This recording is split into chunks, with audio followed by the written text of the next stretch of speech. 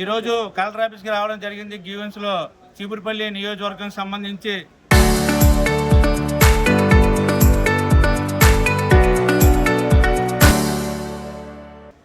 ఏవైతే చెరువులు కబ్జాలయ్యాయో అవన్నీ కూడా ఇవ్వడం జరిగింది. ఎందుకంటే గతంలో మాజీ ఎంపీ బెల్లం చంద్రశేఖర్ 12 ఎకరాలు చెరువు కబ్జా చేశారనేసి మేము ఇవ్వడం కూడా జరిగింది. దాని మీద 2 అంతస్తుల బిల్డింగ్ కూడా కట్టి ఆ చెరువులో చేపలు గత 7 సంవత్సరాలు పెట్టి దాని మీద ఆదాయం ఆలే పొందుతూ ₹1 కూడా పంచాయతీకి ఇవ్వకుండా దోచుకున్న వైసీపీ నాయకులకి వెంటనే కఠినమైన శిక్షలు వేయాలి, దాని మీద యాక్షన్ తీసుకోవాలి. అలాగే ఒక 7 చెరువులు చీపురుపల్లి నియోజకవర్గం సంబంధించి, అలాగే విజయనగరంలో ధరంపూర్ చెరువు కూడా ఇవ్వడం జరిగింది. దాని మీద కూడా ఇంకొకటికి యాక్షన్ తీసుకోలేదు. పిలిచారు తప్ప, వెళ్ళాము చూశారు తప్ప అందులో బిల్డింగ్లు కట్టిస్తున్నాయి. ఒక జడ్పీటీసీ అయ్యి ఉండి 3 అంతస్తుల బిల్డింగ్ కట్టారు, దాని మీద కూడా యాక్షన్ తీసుకోవాలి.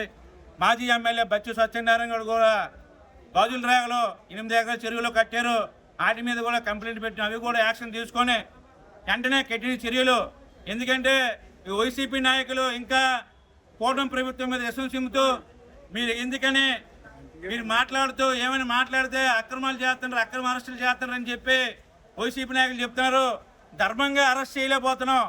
ఎందుకంటే వీళ్ళు తప్పులు చేశారని తెలిసి కూడా ఈరోజు పోలీసులు అరెస్ట్ చేయలేక ఆ భూములు కానీ చెరువులు కానీ కాపాడలేక చాలా ఇబ్బందులు పెడుతుంది వైసీపీ నాయకులు.